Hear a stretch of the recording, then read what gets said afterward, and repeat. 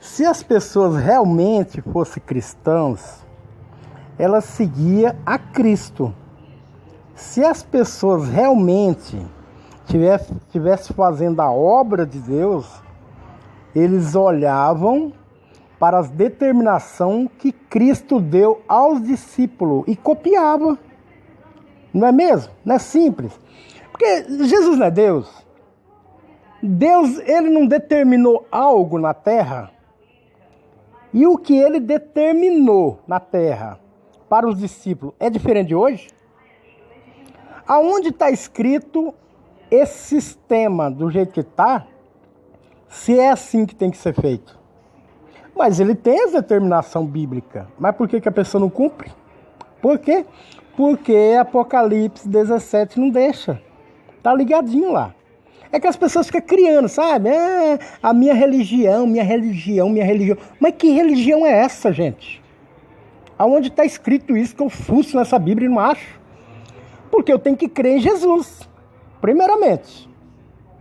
E observar os discípulos, porque a ele foi dada a ordem. A eles foi dada a ordem das primeiras missões evangelísticas. Como levar o evangelho. E como tratar todas as coisas. Acontece que os discípulos, eles tinham pouca leitura. Então Deus chama quem? Paulo. Chama quem? Lucas. São pessoas que têm escrita, que têm conhecimento. Que chega ao encontro desse pessoal e ajuda ainda eles a edificar, para ficar mais evidente a obra de Jesus na ordenança dele. Quando Paulo fala, Pedro se alegra. No começo dá até um contrito ali, porque dá até um constrangimento nele, por ele estar fazendo prática diferente. Pode olhar lá em Atos 15. Mas se você olhar Marcos, olha Marcos 6. Marcos 6, no versículo 7, diz assim: chamando os 12, quem chamou? Jesus. Jesus, tá? Jesus. Jesus chamou os 12 e diz assim, ó, começou a enviá-los de 2 em 2. Igual o testemunho de Jeová. Tá lembrando aí? Lembra aí, tipo o testemunho de Jeová, ó. Começou a enviá-los de 2 em 2. E deu-lhes autoridade sobre os espíritos imundos e recomendou-lhes que não levasse nada para o caminho, a não ser apenas um bordão, nem pão, nem alforje, que é a carteira, no caso uma bolsa, e nem dinheiro no cinto, ou na bolsa, sei lá. Tá entendendo? Então essa é uma determinação de Jesus. De Jesus, entendeu? E ele disse ainda, onde quer que entrar, tá no 10, tá? Marcos 6, 10. Onde quer que entrar em uma casa, ficai nela até partirdes daquele lugar. Então ele quer dizer assim, eles iam até uma região e uma casa que aceitasse, desse a comodidade para eles, acomodasse eles ficariam ali, assim, vamos supor, para tomar banho, para comer, para dormir. Eles acordavam cedo, faziam a obra de Deus, a pregação do Evangelho, né? A pregação do Evangelho, e depois retornavam para aquele lugar, entendeu? É assim que ele quer dizer. Primeiro, tinha que achar uma casa. Olha só, ordenança de Jesus, ok? Então ele diz assim, ó, no 6, 11 de Marcos, e disse-lhe, onde quer que entrardes em uma casa, ficar nela até partir, né? E no 11, qualquer lugar que não vos receber ou não vos ouvir, sacudi o pó da planta de vossos pés em testemunho. Olha só, isso aqui, só para vocês verem. Isso aqui está em Marcos 6, 11. Ele pede para sacudir a sandália, sacudir o pó da terra. Se chegar numa cidade, ninguém ouvir. Sacude, que esse pó vai ser testemunho contra eles. E diz assim, em verdade, eu vos digo, que mais tolerável será o castigo de Sodoma e Gomorra no dia do juízo do que para aquela cidade, que não aceitou a palavra, o evangelho, entendeu? Então eles foram e pregaram que se arrependessem. Também expulsaram muitos demônios, ungiram muitos enfermos com óleo e os curavam. Marcos 6, 12, acabei de ler. Você entendeu? Então a gente tem também, qual livro que é bom pra gente refletir? Porque nós temos que ouvir é a Jesus, é a Cristo, entendeu? Não é falácias humanas. Ih, rapaz, se for ir na coisa desses homens aí, tá todo mundo perdido. Ó, Mateus 6. Mateus 6. O que Mateus 6 diz? Mateus 6, ele diz assim, ó, guardai-vos de fazer vossa justiça diante dos homens, para serviço por eles.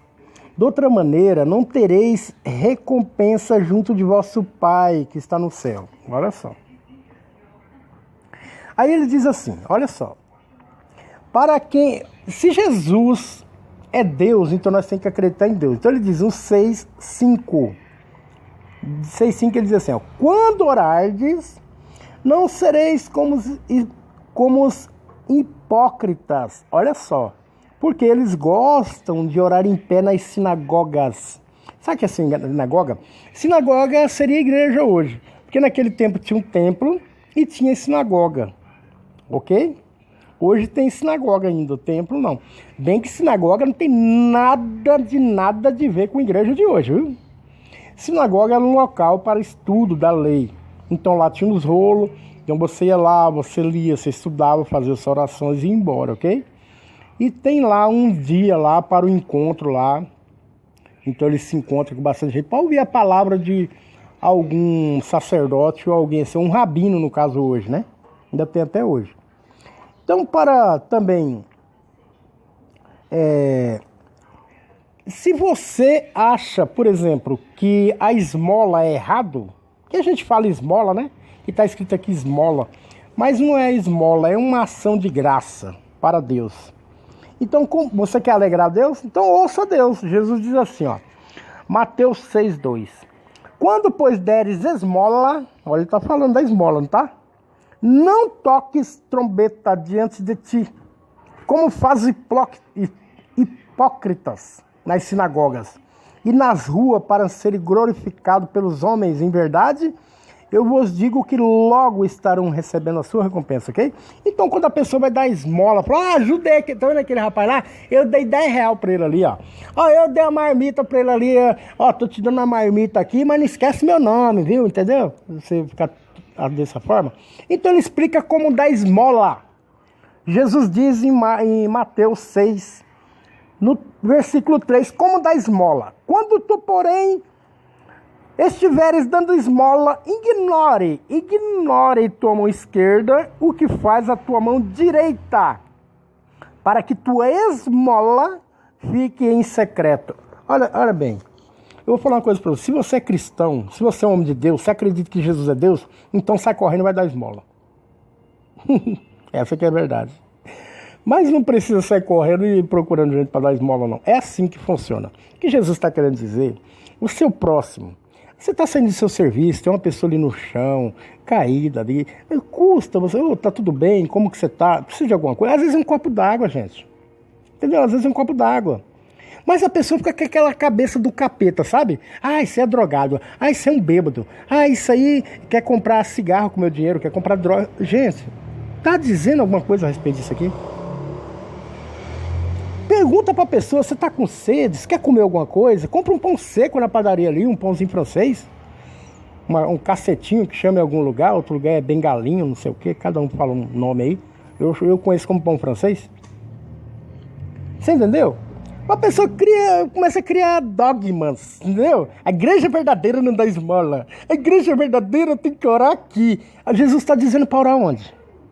Aonde que Jesus disse para orar? É na igreja?